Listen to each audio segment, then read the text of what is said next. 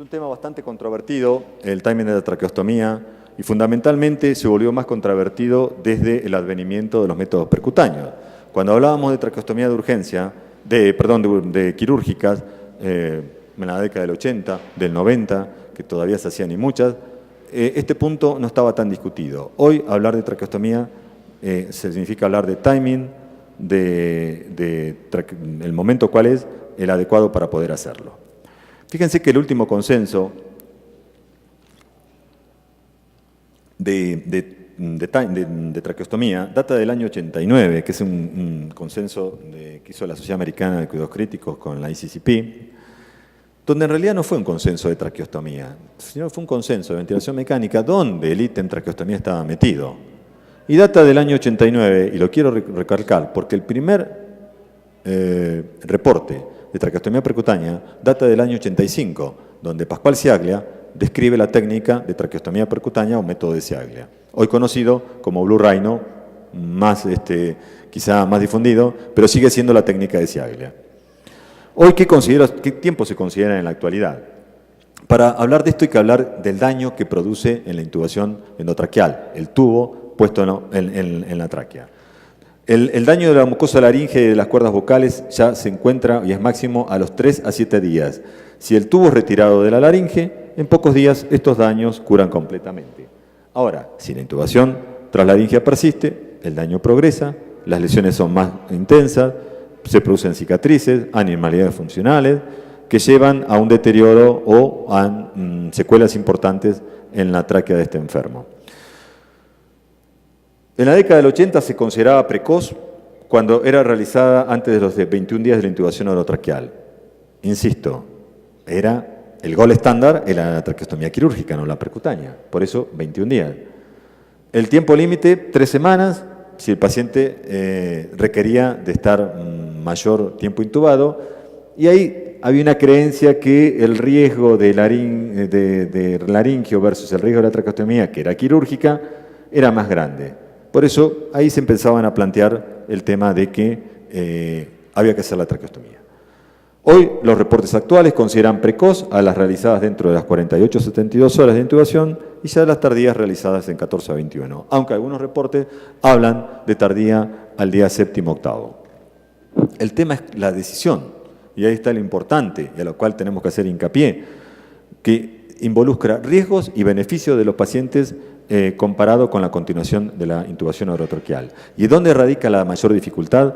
En predecir qué paciente va a seguir estando ventilado, por cuánto tiempo y si requiere en ese momento que nos planteamos de la traqueostomía.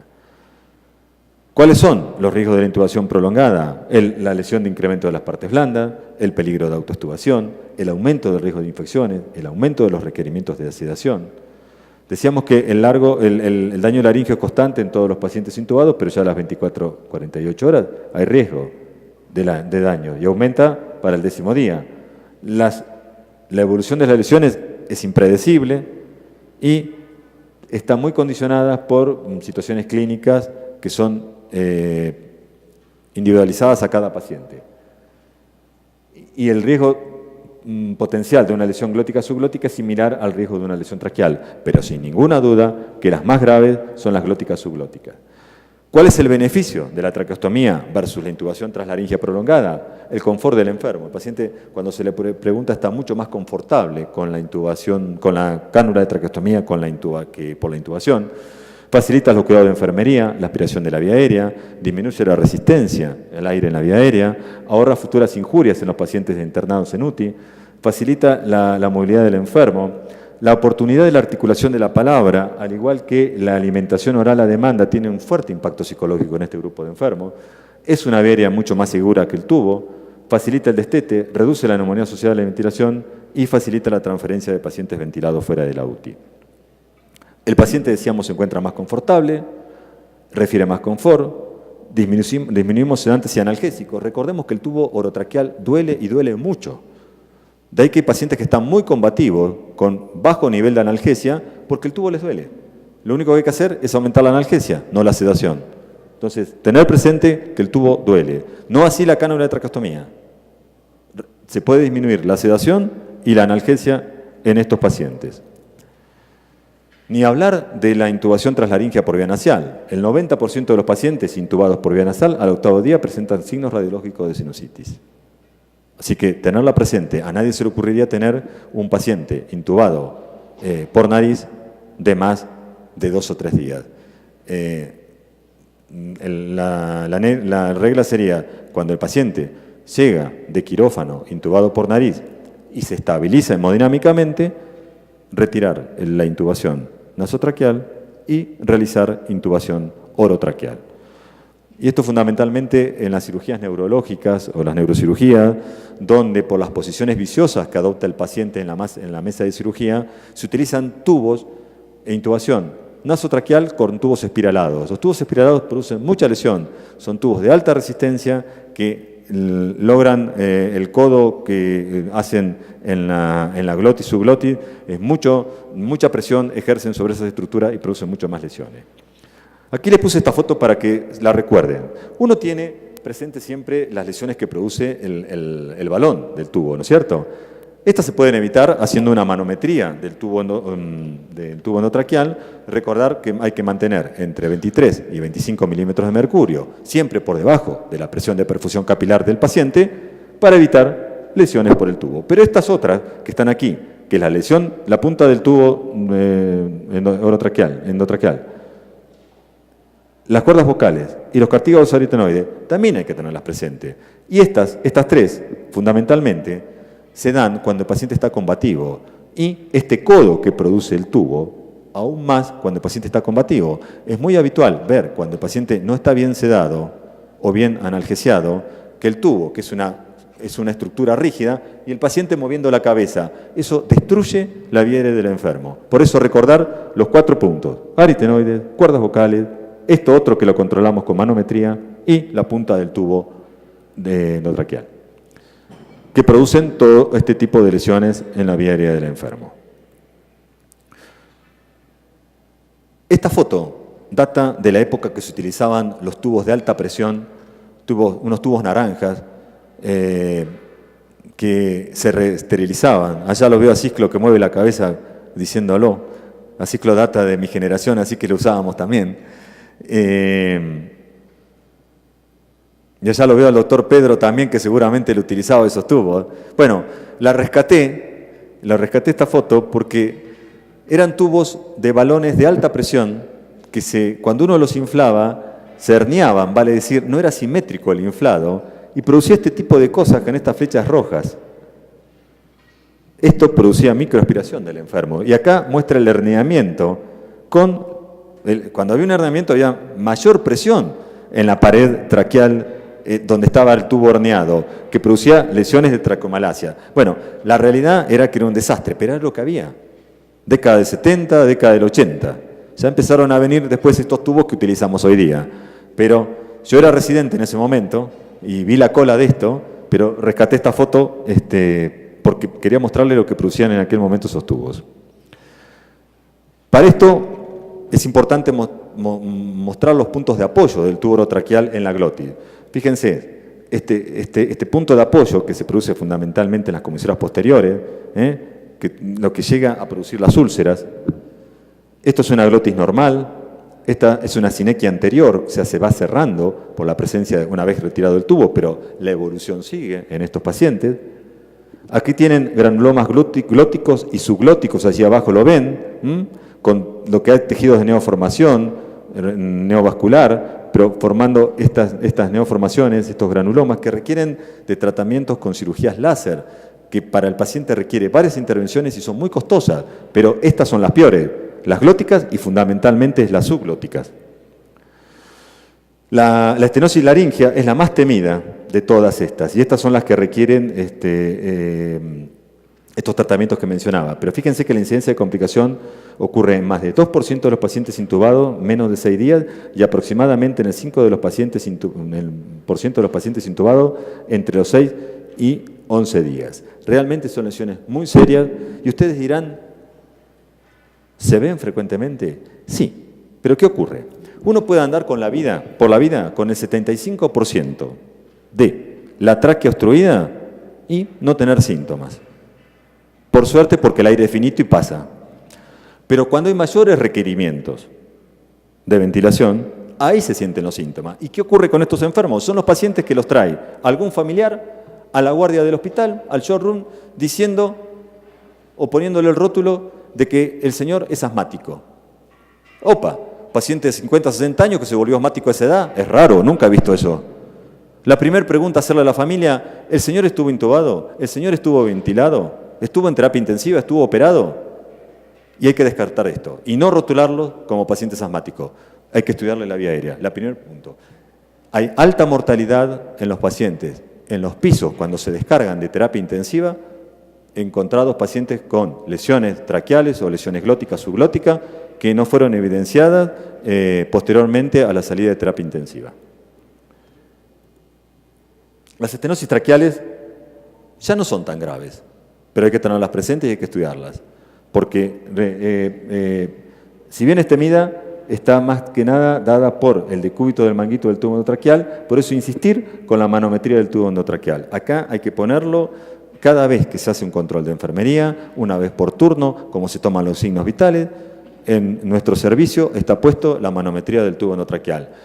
Y esto es muy dinámico. Ustedes saben que cada tubo endotraqueal tiene una compliance diferente y cada paciente tiene una compliance diferente en su tráquea. Por lo tanto, el volumen o la presión del volumen del gas que está dentro del balón va variando en diferentes circunstancias. Por eso, la importancia de hacer la manometría del tubo endotraqueal en cada turno de enfermería. Decíamos que hablábamos del timing inicialmente y después de hacer estas todas salvedades vamos a volver a eso. Entonces, ¿en qué día realizo la intubación? ¿Y cuál es el número de días ideal que el paciente debe estar intubado? Bueno, la evidencia es contradictoria. Uno va a buscar en la literatura y la realidad es que hay poco para poder sacar, hay mucho artículo, pero hay poco para agarrarse de decir cuál es el día ideal. Este trabajo, fíjense ustedes, de la traqueostomía temprana versus prolongada en pacientes de trauma severo, con Glasgow menos de 8, comparó precoz versus tardía en cada grupo y pudo demostrar que había una diferencia significativa entre el grupo temprano y tardío, fundamentalmente en los días de ventilación, en los días de extubación, de una vez paciente extubado, y la neumonía en el paciente ventilado. En este subgrupo de enfermos, en los enfermos neurológicos, traumatismo de cráneo grave, pacientes con lesiones infratentoriales, pacientes con lesiones de pares bajos, no hay duda de que la traqueostomía precoz se beneficia al enfermo. En esto no lo duden. Hay reportes de a las 24 o 48 horas con este tipo de lesiones, el paciente debe estar traqueostomizado. El tema no es ese, el tema y la discusión son estos otros pacientes. Pacientes críticos, pero con patología médica, ingresada a la unidad, por ejemplo, con este trabajo, uno puede verlo, que fue en aquellos pacientes que tenían una previsión de ventilación mecánica de más de 14 días, con un Apache más de 25, y comparó 48 horas versus 14 y 16 días. Este trabajo de Rumba, recuerden a este autor, pero mostró que la diferencia entre temprano a tardío, 2 días versus 15, mostró una diferencia significativa en mortalidad, en neumonía, en días en terapia intensiva y días de ventilación mecánica. Este trabajo dije que había que recordarlo porque este otro metaanálisis de British Medical Journal de Griffith hizo una revisión de casi 16.000 citas bibliográficas. Aquí están los motivos de exclusión que tuvieron ellos, pero quedaron finalmente 5 trabajos solamente. Fueron seleccionados. Aquí los tienen, está el de Buderka y el de Rumba, que fueron los que mostré anteriormente. Y si ustedes pueden ver esta lista, y en honor un poco al tiempo que es escaso, podemos ver que compararon, días precoz, tardío, más o menos los mismos días, pero pudieron concluir que en los pacientes que se hacían patología, paciente crítico, internado en terapia intensiva, que iban a tener una estadía prolongada, la realización de la traqueostomía temprana disminuía la duración de la ventilación mecánica y la estadía en terapia intensiva. Siguen los trabajos y podemos ver una infinidad de ellos. Aquí quiero mostrar algunos, pero fíjense ustedes que este otro también es un trabajo con pacientes médicos, donde demostró que todos tienen una diferencia significativa entre temprano y tardío. Aquí, todas estas citas, no sé si alcanzan a verla, pero todos se inclinan a a la precocidad y al beneficio de hacer la traqueostomía temprana. No solo que disminuye la mortalidad, sino que también la estadía en la terapia intensiva. En el 2006, la Asociación del Este de Cirugía de Trauma juntó a estas universidades de Estados Unidos y se plantearon estas 4 preguntas con expertos. Si la realización de la traqueostomía temprana provee mayor sobrevida para quienes la reciben, ¿qué pacientes se beneficiarán con la temprana? Perdón, si la temprana reduce el número de días de ventilación mecánica y la estadía en UTI, y si la temprana influye en la tasa de neumonía asociada a la ventilación. Sacaron 3 conclusiones. No hay, o 3 recomendaciones, perdón. No hay diferencia de mortalidad entre los pacientes que recibieron traqueostomía temprana, de 3 a 7 días, y la tardía o extendieron la intubación endotraqueal. Esto es muy importante porque algunos trabajos decían que aumentaba la mortalidad en el grupo de pacientes con traqueostomía temprana. La traqueostomía temprana disminuye el total de días de ventilación mecánica en pacientes con TEC. Esto no hay duda, este subgrupo se beneficia mucho. Y también esta otra conclusión, que la temprana disminuye el total de días en ventilación mecánica en pacientes sin TEC. O sea, trauma sin TEC. Que disminuye la tasa de neumonía en pacientes con trauma, por lo tanto está recomendada la temprana en pacientes traumatizados que requieren ventilación mecánica por más de 7 días. Pero ¿cuál es la dificultad? La dificultad es predecir qué pacientes se van a tener una ventilación por más de 7 días. Bueno, y ahí está un poco el arte, un poco la estrategia del intensivista a cargo de esos pacientes, de decir, bueno, por los parámetros que vamos viendo, estos pacientes van a estar más de 7 días ventilados.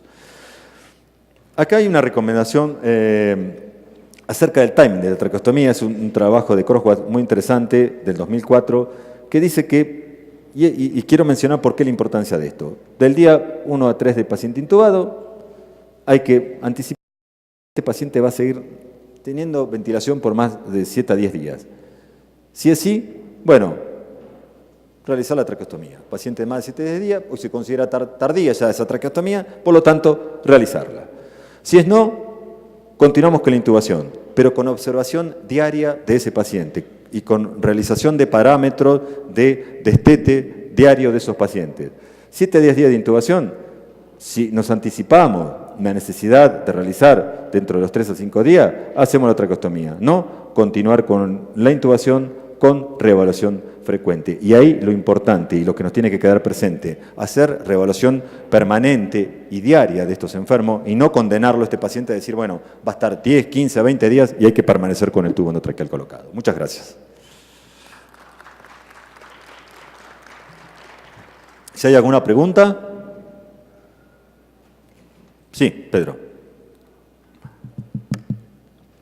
Néstor, bueno, tienes razón, nosotros estuvimos en los tiempos donde esos famosos tubos eran los únicos que teníamos, provocaban problemas extraordinariamente graves. Lo que hacíamos y lo que hacemos incluso con los tubos de baja presión es moverlos cada 24 o 48 horas, que es una medida que puede ayudar bastante. Sí, señor. Y en relación a la situación de las manometrías, creo que es un concepto que debe quedar bien claro y que debe hacerse continuamente. Batallamos mucho con los servicios de inhaloterapia, que son los que manejan en nuestras unidades este tipo de mediciones, porque realmente no les dan la importancia de vida, pero creo que las manometrías en esos pacientes es sumamente importante. Desafortunadamente, Néstor, las complicaciones no las vemos en la unidad de cuidados intensivos, todas las complicaciones que tú mencionaste, pero son sumamente graves, llegan pacientes con problemas de estenosis muy graves y muy severas. Sí. Pero esos no los vemos, esos pacientes empiezan a presentarlas en piso o cuando ya salen a su casa, y son situaciones que debemos de prever y que debemos de tener en cuenta continuamente en la unidad de cuidados intensivos. Totalmente de acuerdo. Una de las cosas que, Pedro, que tuvimos que implementar ya hace unos años y que nos está yendo muy bien, es el consultorio de post-UTI, le llamamos así. Tenemos un consultorio donde tenemos intensivistas que son del servicio de la planta nuestra y que sí hacen un seguimiento de estos pacientes que estuvieron internados por cualquier patología en terapia intensiva. Y ahí empezamos a evidenciar este tipo de lesiones producidas por el tubo endotraqueal. Realmente es una recomendación que me atrevo a sugerirles, el consultorio post-UTI le llamamos. Varios hospitales de Argentina lo tenemos y nos está yendo muy bien, porque estamos viendo patología de paciente crítico que no tenían seguimiento posterior por un grupo de especialistas en terapia intensiva. Y esto se encontró ahí. Doctora, ¿usted tiene alguna pregunta?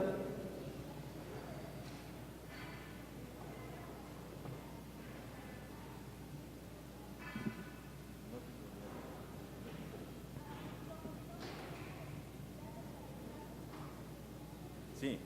Los paquetes globulares, como decía Leslie, hay que calentarlos. La única forma de poder calentarlos es con lo que se llama baño María, no sé cómo le llaman aquí. Es calentar en agua y llevarlos a 37.5 hasta 38 grados. Más de 38 no, porque hay hemólisis.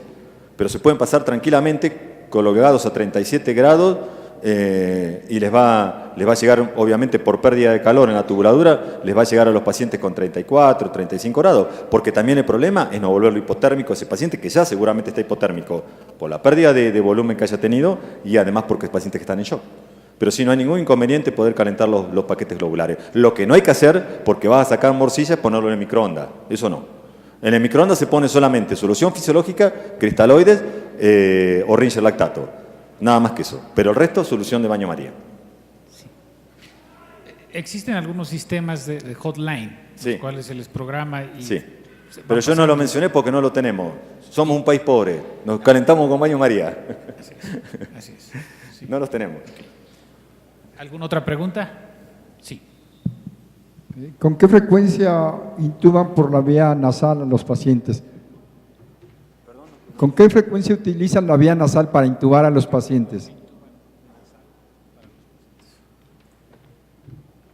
En terapia intensiva no intubamos nasal, pero sí recibimos de quirófano y fundamentalmente de cirugías neurológicas intubación nasal.